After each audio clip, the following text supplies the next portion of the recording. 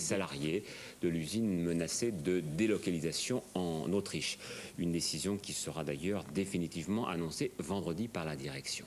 Denis Sébastien était notre envoyé spécial dans cette ville décrétée morte aujourd'hui.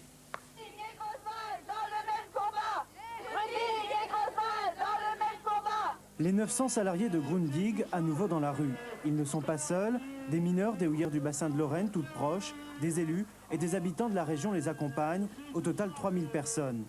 Alors que le cortège se met en branle, Creutzwald ne bouge pas. La ville est comme paralysée. Commerce, entreprises, administration. Par solidarité, aujourd'hui tout est fermé.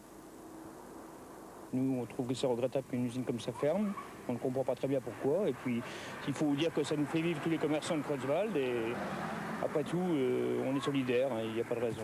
C'est le respect de la population de Creutzwald, des maires, des 2 arrondissements de Boulay, de Forbach, des élus de toute la région vis-à-vis de salariés qui se sont comportés dignement dans un combat qu'ils mènent depuis maintenant 3 semaines. Et la mobilisation n'a pas faibli. Depuis que court la rumeur de fermeture, les salariés de Grundig ont multiplié actions et rencontres avec les pouvoirs publics dans la région, mais aussi à Paris et Bruxelles. Leur usine, c'est leur vie. Ça fait pratiquement 1000 emplois, alors vous vous rendez compte, et tous les couples qui travaillent dans l'usine, les gens qui ont construit des maisons et tout ça, c'est leur avenir qui s'arrête. Hein. Ça se peut que quand on sera grand, il y aura aussi plusieurs fermetures comme ça. Et puis si on travaille dans des usines, on est dans le chômage.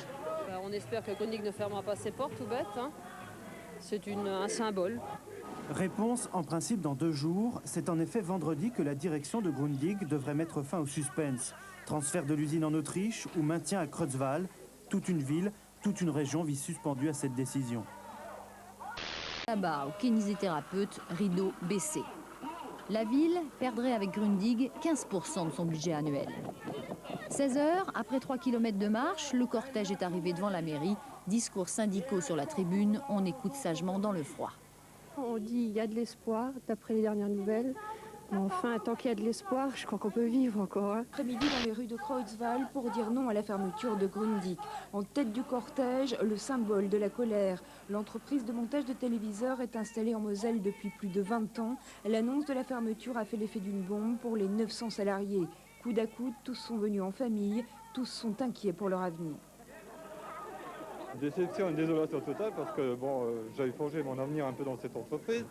Je pensais bien m'y investir et finalement, résultat nul, nul. La suppression d'emplois dans le bassin houiller et si maintenant Grundig s'y prend également, eh bien j'estime que notre région sera de plus en plus morose. Au centre-ville, tous les commerçants ont fermé boutique. Creutzwald, ville morte, ville de la solidarité. Dans le cortège, les salariés de plus d'une dizaine d'entreprises du secteur se sont aussi mobilisés.